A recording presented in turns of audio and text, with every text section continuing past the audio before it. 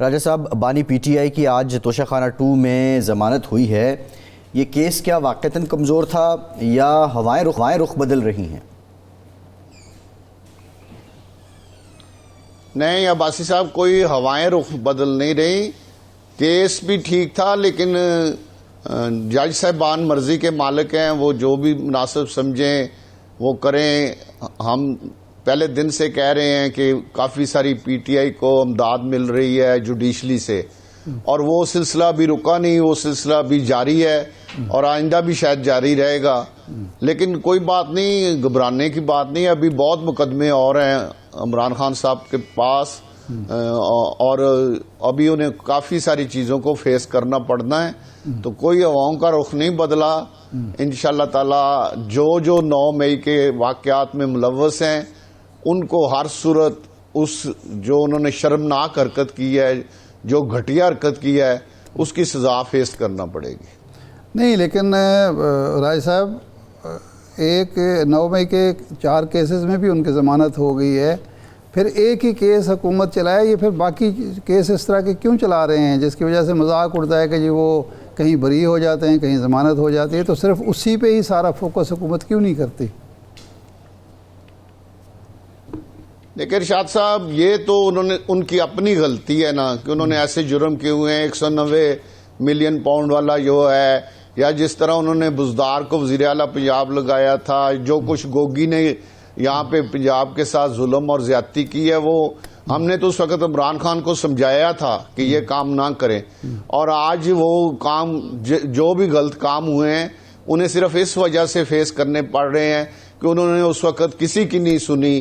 ان پہ پتہ نہیں کون سا جادو کا اثر تھا کہ وہ کسی کی بات سننے کے لیے تیار نہیں تھے. اگر وہ اس وقت لوگوں کی بات سنتے اور سمجھتے تو میرا خیال ہے انہیں آج یہ دن نہ دیکھنا پڑتے. نہیں راج صاحب، لیکن عثمان بزدار پر تو ایک بھی کیس نہیں ہے. کسی معاملے میں نہ ان کو گرفتار کیا گیا، نہ ان پر کوئی کیس بنا، نہ کوئی ٹرائل چل رہا ہے، نہ لاہور میں، نہ ملتان میں، نہ اسلام آباد میں. تو جو آپ کا مین ملزم تھا وہ تو کہیں مطلوب ہی نہیں ہے.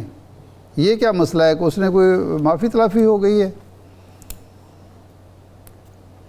کس کی بات کی آپ نے جی؟ عثمان بزدار کی، جس کا آپ ذکر کر رہے ہیں کہ اس کی وجہ سے بہت سارے کیس ہیں، تو وہ تو کہیں مطلوب ہی نہیں ہے.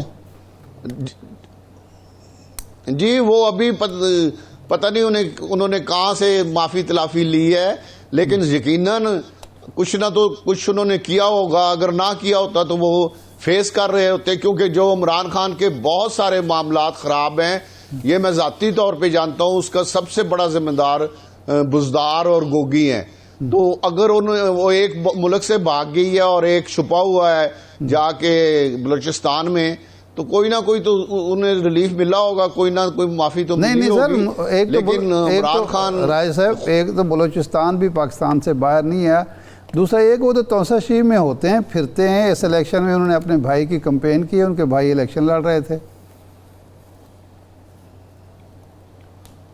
جس طرح آپ نے خود کہا ارشاد صاحب کہ کہیں سے معافی تلافی ہوگی، کوئی انہوں نے معافی مانگ لی ہوگی، کسی کے پاؤں میں پڑ گئے ہوں گے، تو میں تو اس پہ بحث نہیں کر رہا، لیکن کوئی نہ کوئی حرکت تو انہوں نے کی ہوگی نا. اچھا نہیں، اب اس سے کیا مراد ہے رائے صاحب؟ اگر بانی پی ٹی آئی بھی معافی مانگ لیں تو ان کے معاملات بھی سدھر جائیں گے؟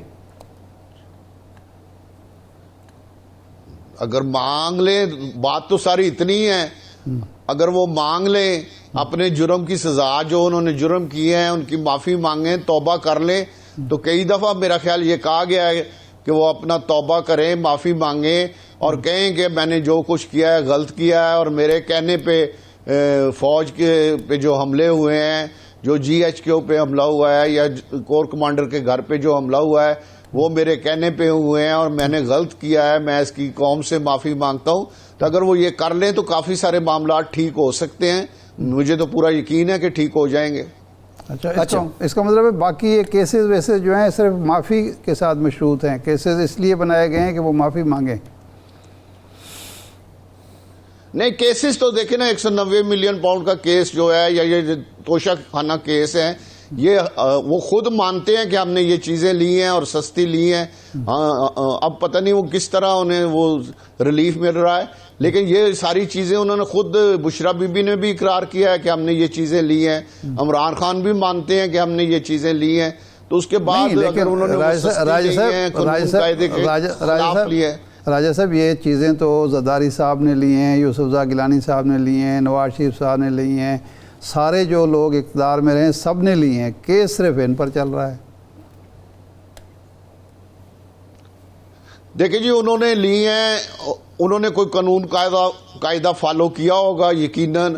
جو ان پہ کیس نہیں بنے انہوں نے وہ فالو نہیں کیا، انہوں نے بہت کم ریٹ پہ وہ چیزیں لی ہیں، اسی لیے ان پہ وہ مقدمات بنے ہیں. اس کا ایک رولز ہے، اگر اس رولز کے تحت وہ لیتے تو میں یقین سے کہتا ہوں کہ کوئی ان پہ کیس نہیں بنا سکتا تھا. صحیح.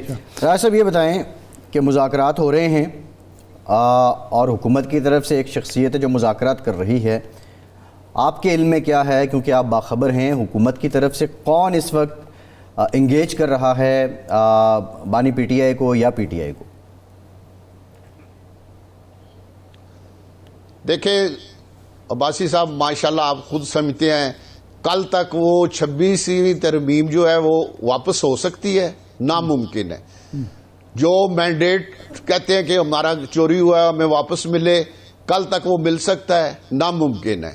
ہاں اگر بہت بڑی بھی کوئی بات ہو تو قیدی کہتے ہیں کہ ہمارے چھوڑ دیں، ان پہ مقدمے ہیں، وہ بھی نہیں چھوڑے جا سکتے، وہ بھی ناممکن ہے.